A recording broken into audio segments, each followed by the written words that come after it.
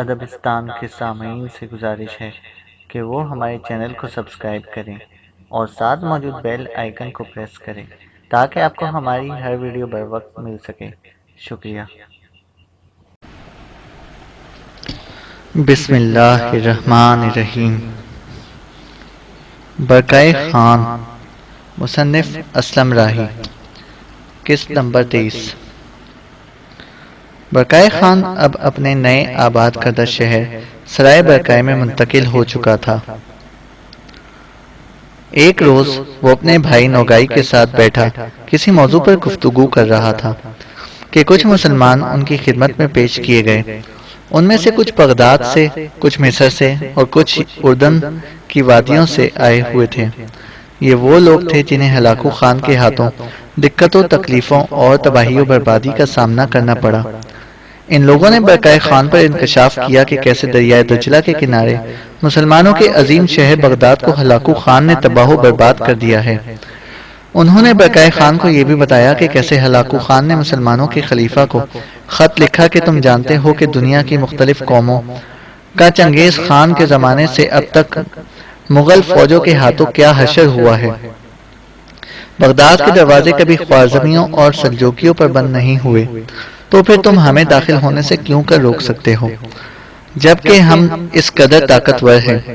انہوں نے برقعہ خان کو یہ بھی بتایا کہ بغداد کا آخری تاجدار لڑنے مرنے پر تیار تھا۔ یاس کے عالم میں اس نے جہاد کا اعلان بھی کیا، مگر اس کے لشکر کو ہلاکوں نے نیست و نابود کر دیا۔ کیسے منگول بغداد کے دروازے میں گھس آئے اور اس کا سارا مال و متاع لوٹ لیا۔ خلیفہ مستعصم باللہ کو گرفتار کر کے ہلاکو کے سامنے پیش کر دیا گیا۔ انہوں نے برقعہ کو یہ بھی بتایا کہ ہلاکو نے بدنصیب خلیفہ کو کچھ کھانے پینے کو دینے کی بجائے اس کے سامنے طلائی ظروف، چاندی کی سلفچیاں اور جواہروں سے جڑے برتن رکھے اور خود معمولی برتنوں میں کھانا کھایا۔ ساتھ ہی یہ بھی انکشاف کیا کہ اس نے خلیفہ سے کہا، جو سونا چاندی تم نے جمع کیا ہے وہ کھاؤ۔ بغداد کے خلیفہ نے کہا، میں کیسے سونا کھاؤں؟ ہلاکو نے برہمی کا اظہار کرتے ہوئے کہا، پھر تم نے سونا جمع کیوں کیا؟ انہوں نے برقعہ کو بتایا کہ اس کا جواب خلیفہ کے پاس نہیں تھا۔ اس نے خلیفہ پر یہ انکشاف کیا کہ تم نے محل کے بڑے ہال میں چاروں طرف کبھی نظر دوڑائی ہی نہیں۔ تم نے ان لوہے کی جالیوں کو پگھلا کر آہنی تیر کیوں نہیں ڈالے جو یہ جواہرات جمع کرنے کی بجائے اپنے لشکریوں میں تقسیم کرتا تاکہ وہ جاں بازی سے بڑھ کر تیرے حق میں مقابلہ کرتے؟ خلیفہ نے بے بسی میں صرف اسی قدر کہا، اللہ کی مرضی یہی تھی، جس پر ہلاکو نے اس سے بھی زیادہ برہمی میں کہا، تو پھر جو کچھ تجھ پر گزرے گی وہ بھی اللہ کی مرضی ہوگی۔ پھر اس نے خلیفہ سے وعدہ کیا کہ میں تمہیں ایسے گھر میں رکھوں گا جہاں تمہیں سردی لگے گی نہ پیاس۔ اس نے حکم دیا کہ خلیفہ کو ایک سمور کے لبادے میں لپیٹ کر گھوڑوں کی ٹاپوں تلے کچل کر مار ڈالا جائے۔ اس نے بڑی احتیاط کی، مسلمانوں کے خلیفہ کا خون نہ بہایا۔ مگر اس خلیفہ کے سفیر اور قاصدوں نے یہ بھی انکشاف کیا کہ بغداد میں 90,000 مسلمانوں کا باقاعدہ قتل عام ہوا اور بغداد شہر کو نذر آتش کر دیا گیا۔ آنے والے قاصدوں نے یہ بھی بتایا کہ ہر مذہبی فرقے کو مذہبی آزادی حاصل ہے، لیکن کسی مسلمان کو ہلاکو کے سامنے سر اٹھانے کا حق نہیں۔ ادنا اعلیٰ ہر نصرانی بھڑکدار کپڑے پہن کر مسلمانوں پر بھپتیاں کستے ہیں، اس لیے کہ ہلاکو اور اس کی بیوی نصرانیوں کا ساتھ دیتے ہیں، اور نصرانی ہلاکو کو اپنا ملجا اور ماوا اور غیبی نعمت سمجھ کر اس کا ساتھ دے رہے ہیں۔ انہوں نے یہ بھی انکشاف کیا کہ ہلاکو خان اپنے لشکر میں آرمینی سلیبی نائٹوں کو جمع کرتا جا رہا ہے، اور یہ کہ جدھر جدھر سے ہلاکو خان گزرتا ہے مسجدوں کو آگ لگا دی جاتی ہے۔ دھوئیں کے بادل بلند ہوتے ہیں لیکن کلیساؤں کو ہاتھ نہیں لگایا جاتا۔ یہ بھی بتایا کہ کس طرح ایک مسلمان امیر نے ظلم کرنے والے منگولوں کے سامنے مزاحمت کی تو بڑی صفاقی کے ساتھ اسے قتل کر کے اس کے جسم کی بوٹیاں بوٹیاں کاٹ کر اس کے منہ میں بھر دی گئی۔ آنے والے قاصدوں نے برقعہ خان کو یہ بھی بتایا کہ ہلاکو خان عالم اسلام کے خلاف تباہی و بربادی بن کر نمودار ہوا ہے، اور اب وہ اپنے لشکر کا رخ کفکار کی طرف کر رہا ہے۔ کفکار کا علاقہ چونکہ برقعہ خان اپنی ملکیت سمجھتا تھا، لہٰذا وہ چوکس اور چوکنا ہو گیا۔ جو کچھ آنے والے قاصدوں نے اسے بتایا تھا، اس کو سن کر وہ ہلاکو خان کے خلاف سخت غضبناک ہوا۔ آنے والے مسلمان قاصدوں نے اسے تحائف کے علاوہ قرآن مقدس کے بہت سے نسخے بھی دیے۔ برقع خان نے ان قاصدوں کا بے حد احترام کیا اور کچھ لوگوں کے ساتھ انہیں اپنے ہاتھ قیام اور آرام کرایا۔ ان کے جانے کے بعد خاموشی طاری رہی۔ پھر اپنے قریب بیٹھے اپنے بیٹے بھتیجے نوگائی کو مخاطب کرتے ہوئے برقع خان کہنے لگا، نوگائی، میرے عزیز بیٹے، آنے والے ان مسلمان قاصدوں نے جو کچھ کہا وہ میں نے دل پر پتھر رکھ کر سنا، تو بھی سن چکا ہے۔ بیٹے، اگر ہلاکو خان کفکار کا رخ کرتا ہے اور جن علاقوں پر ہمارا تسلط ہے ان پر قبضہ جمانے کی کوشش کرتا ہے تو پھر بیٹے اس معاملے میں تیرے کیا تاثرات ہوں گے؟ جو رد عمل میرا ہے اس کا انکشاف تو میں تجھ پر بعد میں کروں گا۔ غصے میں نوگائی کا چہرہ سرخ ہو گیا۔ برقع خان کی طرف دیکھتے ہوئے کہنے لگا، اے محترم چچا، ہم کوئی اتنے گئے گزرے بھی نہیں ہیں کہ ہلاکو جب اور جس وقت چاہے ہمارے علاقوں پر چڑھ دوڑے اور جتنے علاقے چاہے ان پر قبضہ کر لے۔ کفکار ہمارا علاقہ ہے، ہمارا ہی رہے گا، اور ہلاکو خان نے اگر کفکار کی سرزمینوں کا رخ کرنے کی کوشش کی تو اسے ہم ایسی عبرتناک سزا دیں گے جو اس کے لیے ایک درس ثابت ہوگی۔ جب تک نوگائی بولتا رہا، برقع خان مسکراتا رہا۔ کچھ کہنا چاہتا تھا کہ جو قاصد وہاں سے گئے وہ لوٹ آئے۔ ان کے دوبارہ آنے پر برقع خان کسی قدر فکر مند ہوا۔ پھر ان میں سے جو ان کا سرکردہ تھا اس نے برقع کو مخاطب کیا، محترم خاقان، میں اس بات کا انکشاف کرنا آپ پر بھول گیا۔ بات یہ ہے کہ ہلاکو خان عیسائی دنیا کے ساتھ اتحاد اور تعاون کرنے پر تلا ہوا ہے۔ اس نے اپنے قاصد قسطنطنیہ کی طرف روانہ کیے ہیں اور قسطنطنیہ کے نصرانی بادشاہ کی بیٹی کا رشتہ مانگا ہے۔ جس لڑکی کا رشتہ مانگا گیا ہے اس کا نام میرایا ہے، اور یہ رشتہ ہلاکو نے اپنے بیٹے اباکر کے لیے مانگا ہے۔ اس انکشاف پر برقع نے کچھ سوچا، پھر مسکرایا اور کہنے لگا، تم لوگ جاؤ، جا کر آرام کرو، فکر مند نہ ہو، سب معاملات ٹھیک ہو جائیں گے۔ اس کے ساتھ ہی جب وہ قاصد چلے گئے تو برقع نے پھر نوگائی کو مخاطب کیا اور کہنے لگا، نوگائی، میرے بیٹے، جو کچھ تم نے کہا ہے قسم خداوند مہربان کی، وہ میرے دل کی آواز ہے۔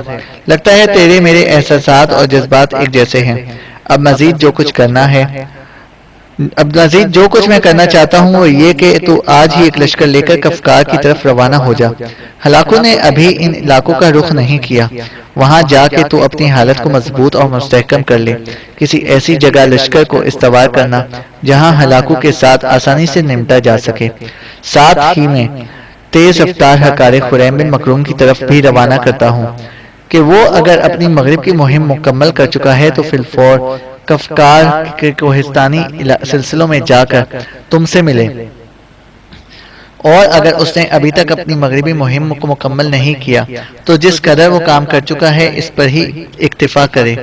اس مہم کو جہاں ہے وہیں چھوڑے اور اپنے لشکر کو لے کر کوہستان کفکار میں تم سے جا ملے۔ نوگائی، میرے بیٹے، ایک معاملہ تو طے ہوا۔ اب جو قاصدوں نے کہا ہے کہ اپنی طاقت اور قوت کو مضبوط اور مستحکم کرنے کے لیے ہلاکو خان نے قسطنطنیہ کے بادشاہ کی بیٹی کا رشتہ اپنے بیٹے اباکر کے لیے مانگا ہے، تو اس طرح وہ بازنطینی سلطنت سے روابط رکھ کر اپنی طاقت میں اضافہ کرنا چاہتا ہے۔ نوگائی، تمہیں فکر مند ہونے کی ضرورت نہیں، میں بھی کچھ قسطنطنیہ کی طرف روانہ کرتا ہوں اور قسطنطنیہ کے بادشاہ کی بیٹی کا رشتہ تمہارے لیے مانگتا ہوں۔ اس طرح اگر ہلاکو خان عیسائی دنیا سے روابط پر رہتا ہے تو ہمیں بھی ان سے تعلقات قائم کرنے میں کوئی آر نہیں۔ میں ہلاکو کو یہ موقع نہیں دوں گا کہ وہ قسطنطنیہ کی طاقت کو اپنے ساتھ ملا کر ہم پر حملہ آور ہو یا مسلمانوں کے خلاف کوئی تادیبی کارروائی کرے۔ کہتے ہیں ہلاکو خان نے قسطنطنیہ کے بادشاہ کی جس بیٹی کا رشتہ مانگا وہ اس کی ناجائز اولاد تھی اور اس کا نام میرایا تھا، جس کا رشتہ ہلاکو خان نے اپنے بیٹے کے لیے مانگا تھا، اور قسطنطنیہ کے بادشاہ نے اپنی ناجائز بیٹی میرایا کا رشتہ ہلاکو خان کے بیٹے اباکر کو دے بھی دیا تھا۔ جہاں تک برقع خان کا تعلق ہے تو برقع خان نے قسطنطنیہ کے بادشاہ کی دوسری بیٹی کا رشتہ مانگا۔ اس طرح جس لڑکی کا رشتہ برقع خان نے نوگائی کے لیے مانگا وہ قسطنطنیہ کے بادشاہ کی جائز اولاد تھی، اور اس کا رشتہ اس نے برقع کے مانگنے پر نوگائی کو دے دیا۔ بہرحال جو معاملات برقع اور نوگائی کے مابین طے ہوئے، ان پر عمل ہوا اور اگلے روز نوگائی ایک بہت بڑا لشکر لے کر ہلاکو کی الغار اور ترکتاس کو روکنے کے لیے کوہستان کفکار کی طرف چلا گیا۔ خریم بن مکروم نے چند روز کیف شہر کے شمال میں دریائے نیپر کے کنارے قیام کیا، پھر اس نے وہاں سے کوچ کیا۔ اب وہ اس شاہراہ پر سفر کر رہا تھا جو کیف سے سیدھی مغرب کے راستے دریائے وچولا کی طرف جاتی تھی۔ کوہستان کارپیتھین کے قریب پہنچا تب سامنے کی طرف سے منگول ہرکارے گھنٹیاں بجاتے آ رہے تھے۔ انہیں دیکھتے ہی خریم بن مکروم نے اپنے لشکر کو روک لیا۔ ہرکارے قریب آئے، اپنے گھوڑوں کو انہوں نے روکا، پھر خریم بن مکروم کو مخاطب کرتے ہوئے ان ہرکاروں میں سے ایک کہہ رہا تھا، ابن مکروم، ہم آپ کے لیے اچھی خبریں لے کر آئے ہیں۔ پولینڈ ہی نہیں، یورپ کی دوسری عسکری قوتوں کو بھی آپ کے حملے کی خبر ہو چکی ہے۔ اہل یورپ پہلے ہی منگولوں سے خوفزدہ ہے۔ اب وہ یہ خیال کرتے ہیں کہ پہلے کی طرح اگر پھر منگولوں نے یورپ کے اندر ترکتاس اور یلغار کی تو پورے یورپ کو تباہ و برباد کر کے رکھ دیں گے۔ لہٰذا اس وقت آپ کا مقابلہ کرنے کے لیے 3 بڑے لشکر تیار ہیں۔ اہل یورپ کا ایک لشکر کوہستان کارپیتھین کے مغرب میں پڑاؤ کیے ہوئے ہے۔ ابن مکروم، یہ سارے علاقے آپ کے دیکھے بالے ہیں۔ منگولوں کی پہلی یلغار کے دوران کوہستان کارپیتھین کی ڈھلانوں میں جہاں باتو خان، بقائے اور سبودائی نے پڑاؤ کیا تھا، اس سے تھوڑا مغرب میں یورپ کا ایک بہت بڑا لشکر پڑاؤ کیے آپ کا منتظر ہے۔ اس بار یورپ والے بڑی احتیاط برت رہے ہیں۔ انہوں نے یہ لائحہ عمل اختیار کیا ہے کہ اگر ان کے ایک لشکر کو کہیں شکست ہوتی ہے تو اس کا شکست کا بدلہ اور انتقام لینے کے لیے کئی اور لشکر تیار رہنے چاہیے۔ اب جو باقی لشکر ہیں وہ دریائے وچولا کے کنارے ہیں۔ یہ شاہراہ جس پر آپ سفر کر رہے ہیں یہ کوہستان کارپیتھین سے ہوتی ہوئی سیدھی دریائے وچولا کی طرف جاتی ہے۔ دریائے وچولا کو یہ شاہراہ لکڑی کے ایک پل کے ذریعے عبور کرنے کے بعد پولینڈ کے شہر سینڈومیر کی طرف جاتی ہے۔ لکڑی کے اس پل کے دائیں بائیں بڑے بڑے یورپی لشکر پڑاؤ کیے ہوئے ہیں، ایک پل کے دائیں جانب ایک پل کے بائیں جانب ہے۔ اگر پل پر کھڑا ہو کر کوئی ان لشکروں کو دیکھنے کی کوشش کرے تو وہ اتنے فاصلے پر ہیں کہ دکھائی نہیں دیتے۔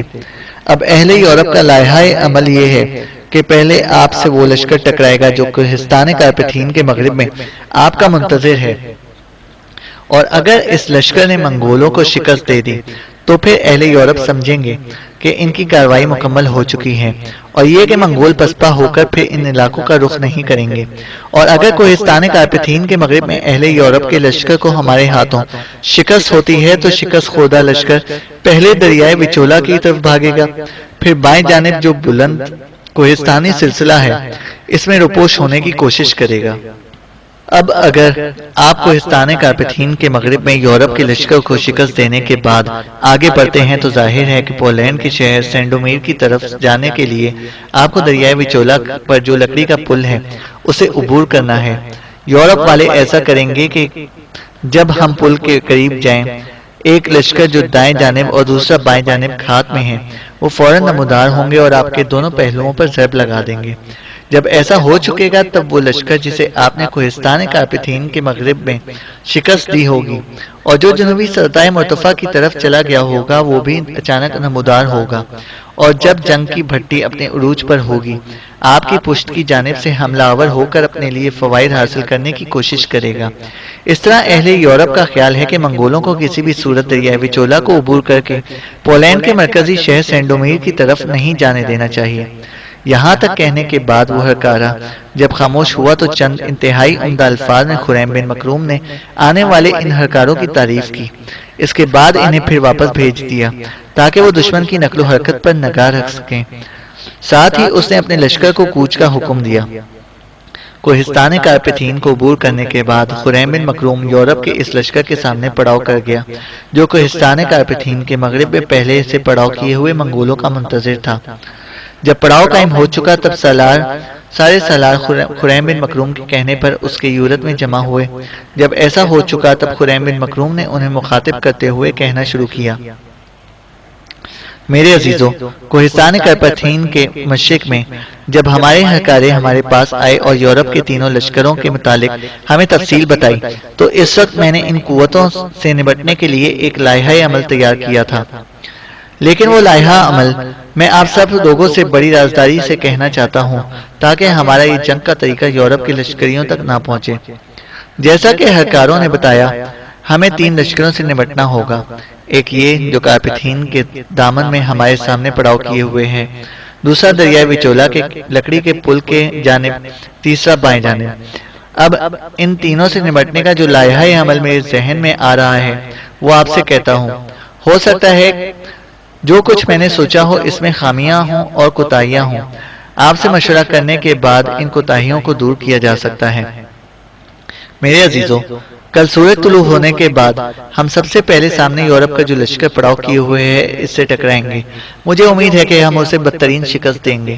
یہ شکست اٹھانے کے بعد جب جنوبی کوہستانی سلسلے کی طرف بھاگتا ہے تو ہم اس کا تعاقب کریں گے۔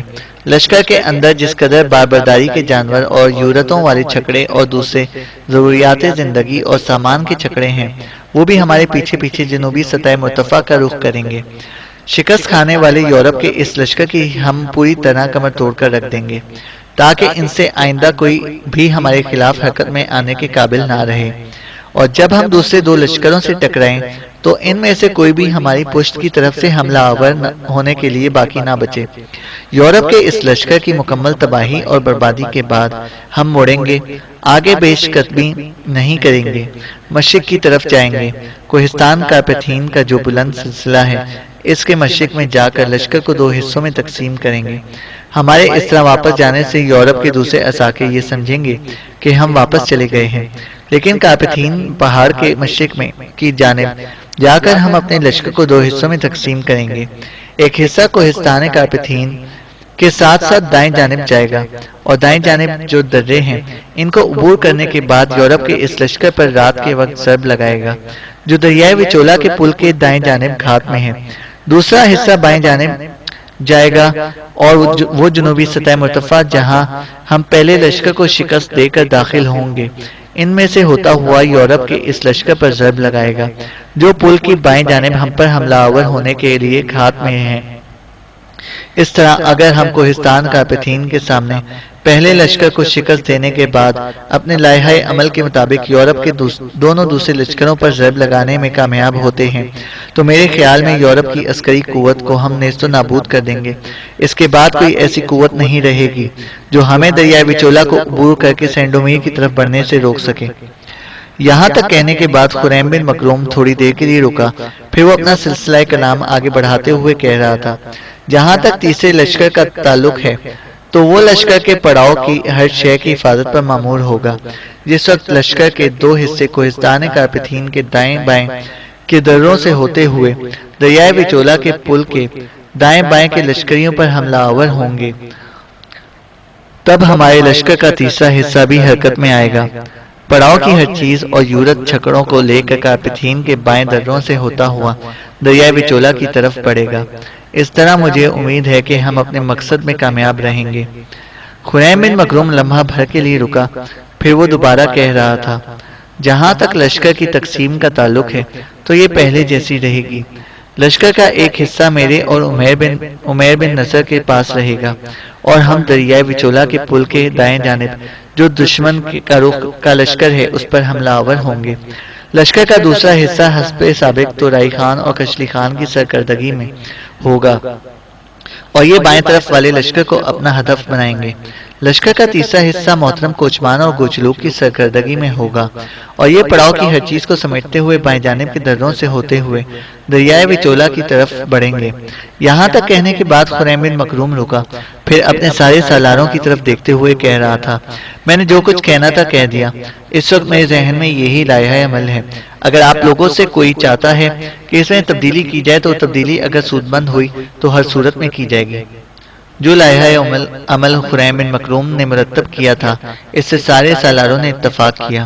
پھر سارے خریم بن مکروم کے کہنے پر اٹھ کر اپنی یورتوں کی طرف جانے لگے۔ اس موقع پر یورت کے پشتی پردے سے بشار نکلی اور دھیمے سے لہجے میں کہنے لگی، عمیر بھائی، آپ تھمر اور نکسار کو لے کر یہیں آئیں، سب یہیں ہماری یورت میں بیٹھ کر کھانا کھائیں گے۔ اس پر مسکراتے ہوئے عمیر بن نصر نے اس بات پہ گردن ہلائی، پھر وہ وہاں سے نکل گیا۔ سب کے جانے کے بعد بشار آگے بڑھی، خریم بن مکروم کے پہلو میں بیٹھ گئی، اپنا ہاتھ بڑے پیارے انداز میں اس کے شانے پر رکھا، پھر شہد ٹپکاتی آواز میں وہ کہہ رہی تھی، امیر، جو کچھ آپ نے کہا وہ میں نے سنا۔ میں آپ کے ہر لائحہ عمل پر اتفاق کرتی، مگر ایک جگہ مجھے کوتاہی اور کمی محسوس ہوئی ہے، اور میں سمجھتی ہوں کہ کہیں دشمن ہمیں نقصان نہ پہنچائے۔ امیر، کل جب ہمارا لشکر کوہستان کارپتھین کے سامنے جو دشمن کا لشکر پڑاؤ کیے ہوئے ہے اس سے ٹکرائے گا، مجھے امید ہے کہ بہت جلد ہم اس لشکر کو شکست دینے میں کامیاب ہو جائیں گے۔ جیسا آپ نے کہا کہ آپ جنوبی سطح مرتفع تک اس کا تعاقب کریں گے، اور اس تعاقب کے دوران ہمارے پڑاؤ کی ہر چیز بھی جنوب کی طرف رواں ہوگی۔ اب مجھے خدشہ ہے کہ آپ تو اپنے پورے لشکر کے ساتھ دشمن کا تعاقب کریں گے، اور پڑاؤ کے چھکڑے باربرداری کے جانور سب آپ کے پیچھے پیچھے ہوں گے۔ کہیں ایسا نہ ہو کہ دریائے وچولا کے کنارے جو دشمن کے لشکر ہماری طاق میں بیٹھے ہیں، وہ پشت کی جانب سے ہم پر حملہ آور ہو کر ہمیں نہ صرف یہ کہ نقصان پہنچائیں بلکہ ہمارے پڑاؤ کی ہر چیز پر قبضہ کر لیں۔ بشار جب خاموش ہوئی تب مسکراتے ہوئے خریم بن مکروم کہنے لگا، بشار، تمہارے خدشات، تمہارے اندازے یقیناً درست ہیں، لیکن ایسا نہیں ہوگا۔ دیکھو، جیسا کہ میں پہلے بتا چکا ہوں کہ لشکر کے 3 حصے ہوں گے۔ جنگ میں تینوں حصہ لیں گے، لیکن جس وقت دشمن کو شکست ہوگی، صرف 2 حصے جو میرے عمیر تورائی اور کشلی خان کے ماتحت ہوں گے وہ بھاگتے دشمن کا تعاقب کریں گے۔ جہاں تک تمہارے باپ اور کوچمان کا تعلق ہے تو تیسرے حصے کے چونکہ وہ کماندار ہوں گے، لہٰذا اس حصے کے ساتھ وہ پڑاؤ کی ہر چیز کو بحفاظت ہمارے پیچھے لے کر آئیں گے۔ اگر دشمن کے کسی لشکر نے ہمارا تعاقب بھی کیا تو ارد گرد ہمارے ہرکارے مخبر کام کر رہے ہوں گے، وہ بر وقت ہمیں اس کی اطلاع کریں گے۔ اگر خطرہ درپیش ہوا تو بھاگتے دشمن کا تعاقب کر کے ہم پلٹیں گے اور تعاقب کرنے والے دشمن پر حملہ آور ہو کر اسے ایسا سبق سکھائیں گے کہ پھر کبھی ہم سے ٹکرانے کی کوشش نہیں کرے گا۔ اب کہو تم کیا کہتی ہو؟ خریم بن مکروم کی گفتگو سے بشار مطمئن ہو گئی، مسکرائی اور کہنے لگی، اب جو کچھ آپ نے کہا ہے اس سے میں مطمئن ہو گئی ہوں۔ اس پر خریم بن مکروم پھر کہنے لگا، بشار، میں اس کے علاوہ بھی احتیاطی تدابیر اختیار کروں گا۔ مثلاً یہ کہ کل جنگ کے بعد اگر دشمن ہمارے آگے بھاگتا ہے اور ہم جنوب کی سطح مرتفع تک اس کا تعاقب کر کے اسے ناقابل تلافی نقصان پہنچاتے ہیں اور پھر ہم کوہستان کارپتھین کے مشرق میں چلے جاتے ہیں، تو ایسا کرنے کے بعد رات کی تاریکی میں ہم اپنے سامنے دور دور تک اپنے ہرکارے، اپنے نقیب، اپنے طلایہ گر پھیلا دیں گے، اور انہیں یہ حکم جاری ہوگا کہ رات کی تاریکی میں جو کوئی بھی دشمن کا فرد یا مسلح جوان دیکھیں اسے قتل کر دیا جائے۔ اس طرح دشمن تک یہ خبر نہیں پہنچے گی کہ ہم نے کوہستان کارپتھین کے مشرق میں گھات لگا لی ہے، اور رات کے وقت شب خون کا کھیل کھیل کر ہم دریائے وچولا کے کنارے یورپ کے دوسرے دونوں لشکروں کو نقصان پہنچانے کا عزم کر چکے ہیں۔ خریم بن مکروم کی اس گفتگو کا بشار جواب دینا ہی چاہتی تھی کہ عین اسی لمحے خیمے میں عمیر، تھمر اور نقصار داخل ہوئے، اور پھر سب اکٹھے بیٹھ کر باہم گفتگو کرنے لگے۔ اگلے روز دونوں لشکر کوہستان کارپتھین کے دامن میں ایک دوسرے کے سامنے صف آرا ہوئے۔ یورپ کا لشکر چونکہ تعداد میں زیادہ تھا، لہٰذا انہوں نے پہلے حملہ آور ہونے کا فیصلہ کر لیا۔ پھر دیکھتے ہی دیکھتے یورپی لشکر موج خون کو قہر کے سمندر میں بدل دینے والے گھناؤنے انداز کے مجرمانہ فعل، ظام و زن، سفاہت و کمینگی کے اندھیاؤ، گھمنڈ و تکبر، شقاوت و بدبختی کے بگولوں، گناہ و عصیان، ذلالت و حقارت کے طوفانوں، تمرد و حقارت، غلو و مبالغہ، فتنہ و انگیزی و مجرمانہ انداز کے جھگڑوں کی طرح حملہ آور ہو گئے تھے۔ دوسری جانب ابتدا خریم بن مکروم نے کی، اور وہ اپنے حصے کے لشکر کے ساتھ آفاقی وسعتوں سے نکل کر دل و جان کو مضطرب اور بستیوں کو خرابات میں تبدیل کر دینے والے عناصر، صدیوں کی طویل خاموشی سے نکل کر محسوسانہ کیفیت کو لرزا دینے والے کارکنان قضا و قدر اور کہنہ حریص دل کو سرگشتہ و حیران کر دینے والی ہولناک خصومیت تو عداوت کی طرح حملہ آور ہوا۔ خریم بن مکروم اور عمیر بن نصر کا یہ حملہ اتنا زوردار تھا کہ کچھ دور تک وہ دشمن کی صفوں کے اندر گھستے چلے گئے، اور کٹی صفوں کو روند کر انہوں نے بیکار اور ناکارہ کر کے رکھ دیا۔ اس کے بعد تورائی خان اور کشلی خان نے اپنے کام کی ابتدا کی۔ وہ دونوں ابلیس کے منہ میں لگام ڈال دینے والے بے خوف و خطر جری ظاہر اجل ہڈیوں کے گودے تک میں لرزہ طاری کر دینے والے خونی انقلابات کائنات کی قسمت اور نسل انسانی کے اندر تغیر کا بحران کھڑے کرتے بے روک صحرائی گراؤز کی طرح حملہ آور ہو گئے۔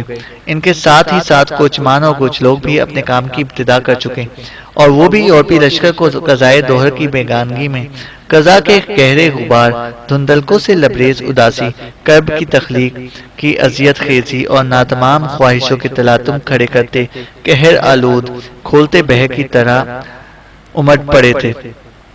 جنگ میں بڑی تیزی سے دست و لہو ہونا شروع ہو گئے۔ بہادران وفا خاک و خون میں نہانے لگے۔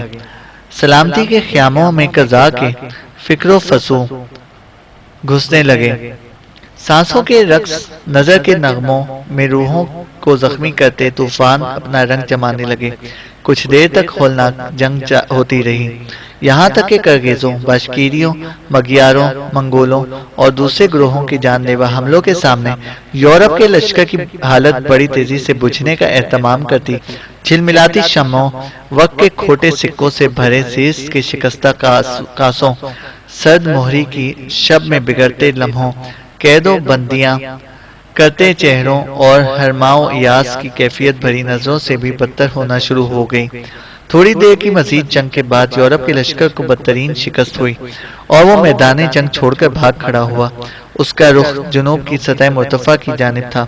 دوسری جانب خریم بن مکروم بھی اپنے پہلے سے طے شدہ لائحہ عمل کے مطابق کام کر رہا تھا۔ جو لشکر اس کی اور عمیر کی کمانداری میں تھا اور لشکر کا حصہ جس کی کمانداری تورائی خان کر رہا تھا، وہ دونوں حصے دشمن کے تعاقب میں لگ گئے اور ان کے پیچھے پیچھے پڑاؤ کی ہر چیز سمیٹتے چھکڑے بھی چل دیے، اور ان چھکڑوں کی ضروریات زندگی کی حفاظت کے لیے وہ لشکر ساتھ تھا جو گچلوک اور کوچمان کی کمانداری میں کام کر رہا تھا۔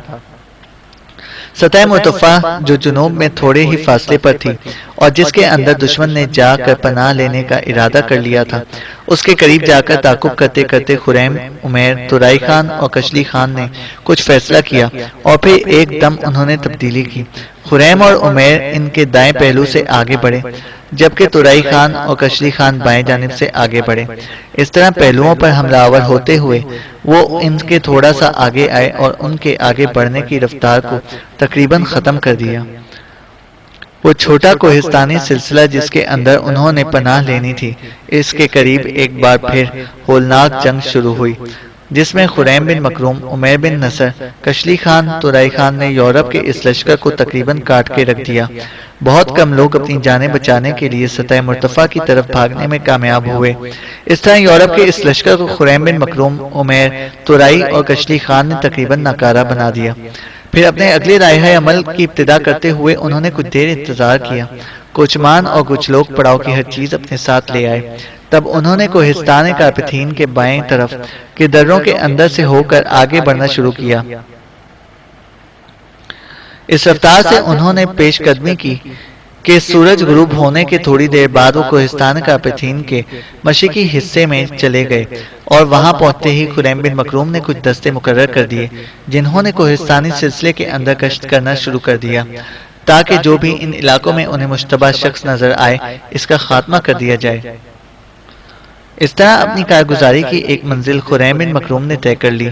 اب کوہستان کارپتھین کے مشرقی حصے میں اپنے زخمیوں کی دیکھ بھال کے علاوہ وہ اپنے سالاروں کے ساتھ دریائے وچولا کے کنارے یورپ کے دونوں لشکروں پر شب خون مارنے کے لیے اپنے لائحہ عمل کو آخری شکل دینے لگا۔ رات ہر جاندار کو نانے جوئیں کے تفکرات اور فکر معاش کی لامحدود الجھنوں سے بے نیاز کرتی ہوئی سنجاب و سمور اطلس و حریر کے بستر بچھاتی بھاگتی چلی جا رہی تھی۔ اندھیرے کے گہرے حصار کے اندر وقت کے رینگتی سختیاں جھیلتے لمحے صبح کے ہنگاموں کی طرف بھاگے چلے جا رہے تھے۔ گمسم چپ چاپ فضاؤں میں کبھی کبھی برفانی تیز ہوائیں، خزاں زرد خزاں زدہ اشجار سے ٹکراتی ہوئی انقلابی دوہر برپا کرنے کے لیے وقت کے کواڑوں پر زوردار دستک دیتی تھی۔ اس کے بعد پھر ساحلوں کی ننگی ریت کی آسودہ لذت جیسی چپ اور خاموشی طاری ہو جاتی۔ دریائے وچولا کے کنارے لکڑی کے پل کے دائیں بائیں یورپ کے دونوں لشکر بڑی بے فکری کی حالت میں پڑے تھے، اس لیے کہ انہیں خبر ہو چکی تھی کہ حملہ آور منگول کوہستان کا پتھین کے دروں سے نکلتے ہوئے مشرق کی طرف چلے گئے ہیں۔ ان کے محل وقوع کا پتہ کرنے کے لیے جو اپنے ہرکارے اور مخبر انہوں نے بھیجے تھے، انہیں ان علاقوں میں سرکردہ منگولوں نے چونکہ قتل کر دیا تھا، لہٰذا رات کے گہرے سناٹوں میں یورپ کے لشکریوں پر منگولوں کے حملے کی اصلیت ظاہر نہ ہو سکی۔ اتنی دیر تک خریم بن مکروم اور عمیر بن نصر کوہستان کارپتھین کے دائیں جانب کے دروں کو عبور کر کے دریائے وچولا کی طرف بھاگے جا رہے تھے، اور ان کے پیچھے پیچھے کوچمان اور کچھ لوگ بھی پڑاؤ کی ہر چیز کو اپنی حفاظت میں لیے دروں کو پار کرتے جا رہے تھے۔ ایسے میں لکڑی کے پل کے دائیں جانب والے یورپی لشکر پر اچانک خریم بن مکروم کے فسوں اور درماندہ تمناؤں میں حادثوں اور سانحوں کو جنم دیتے خاک و خون کھڑے کرتے مراحل، دشت و مند کی سرگوشیوں کا کالی سوچوں کے آئینوں میں سر آفاق کی مشعلیں جلا دینے والے قضا کے پیغاموں کی ترسیل کی طرح حملہ آور ہو گیا تھا، جبکہ اسی وقت پل کے بائیں جانب جو یورپی لشکر تھا اس پر تورائی خان اور کشلی خان ہر انات کی قوت، برائی کی ہر بافندگی، ارادوں کے ہر جز و مز پر جوہر فن، ہر حسن و روح کو انفعالیت اور شکست ذات میں مبتلا کرتی، کاٹ کھانے والی صداؤں کی بازگشت، گونج اور شکست و ریخت کے پھنکارتے ہیولوں کی طرح حملہ آور ہو گئے تھے۔ اب پل کے دائیں جانب کے یورپی لشکر پر خریم بن مکروم اور عمیر بن نصر، پل کے بائیں جانب کے لشکر پر کشلی خان اور تورائی خان کے اس طرح حملہ آور ہونے کے باعث رات کی گہری تاریکی میں برہم اور ملول فطرت قسمت گر آدم بن کر زیست کے رنگ میں ہر گام انوکھے حشر برپا کرنے لگی تھی۔ ذلت و پستی کے قصے کے جسم و روح کے رشتوں کو منقطع کرنے لگے تھے۔ نیستی کی بیداریاں عمر کی ساری خوشیوں کو بے کنار رنج و ملول کی میں ملوث کر رہی تھی۔ قانون فطرت ہر شے کو عبرتوں، حسرتوں، نوحوں اور آہوں کے قانون کا پابند کرنے لگا تھا۔ خریم بن مکروم اور عمیر بن نصر، تورائی خان اور کشلی خان کے یہ حملے ایسے زوردار اور ہولناک تھے کہ جلد ہی دریائے وچولا کے کنارے دونوں یورپی لشکروں کی حالت دریاؤں کو نگلتی صحرائی ویرانیوں، ابر گریزاں کی طلب میں بھٹکتے ہیولوں، انجانی مسافتوں کو جاتے اجڑے راستوں، منہ چڑھاتی بدقسمتی فنا کی دیمک کا شکار تنفس کے آخری لمحوں اور بھوکے ننگے جذبوں کی آتشی یادوں سے بھی زیادہ بدتر و ہولناک ہونا شروع ہو گئی تھی۔ سب سے پہلے لکڑی کے پل کے دائیں جانب جو یورپی لشکر تھا اسے خریم بن مکروم اور عمیر بن نصر کے ہاتھوں بدترین شکست کا سامنا کرنا پڑا اور وہ لکڑی کے پل کی طرف بھاگا۔ انہوں نے ایسے زوردار انداز میں اور خوفناک لہجوں میں نعرے بلند کرنا شروع کیے کہ ان کا وہ لشکر جو پل کے بائیں جانب تورائی خان اور کشلی خان کے ہاتھوں تباہی و بربادی کا شکار ہو رہا تھا وہ بھی بھاگ کھڑا ہوا۔ اس نے بھی لکڑی کے پل کا رخ کیا۔ اس طرح یورپ کے وہ دونوں لشکر بدترین شکست اٹھا کر پل کی طرف بھاگے۔ خریم بن مکروم، تورائی خان اور کشلی خان نے اپنے اپنے لشکروں کے ساتھ بڑی تیزی اور تندرہی کے ساتھ ان کا تعاقب کر کے ان کی تعداد کو مزید کم کیا، اور جس وقت دونوں لشکر آگے پیچھے پل عبور کرتے تھے تو انگنت یورپیوں کی لاشیں دریائے وچولا میں اس کے بعد بہت کم لشکریوں کو دریائے وچولا کو عبور کر کے اپنے شہر سینڈومیر کی طرف جانا نصیب ہوا۔ خریم بن مکروم، عمیر بن نصر، تورائی خان اور کشلی خان بھی دریا کو عبور کر کے سینڈومیر شہر سے باہر رک گئے۔ تھوڑی دیر بعد کوچمان اور کچھ لوگ بھی پڑاؤ کی ہر چیز کو لے کر وہاں پہنچ گئے۔ اس کے بعد خریم بن مکروم کے کہنے پر سینڈومیر شہر کے باہر پڑاؤ کر لیا گیا اور شہر کے باہر دور دراز تک خیمے ہی خیمے نصب ہو گئے۔ پولینڈ کے سرکردہ اور ارباب اختیار کو جب خبر ہوئی کہ یورپ کے تینوں لشکروں کو منگولوں کے مقابلے میں بدترین شکست کا سامنا کرنا پڑا ہے تو اگلے ہی روز وہ لوگ منگولوں کے پڑاؤ میں داخل ہوئے۔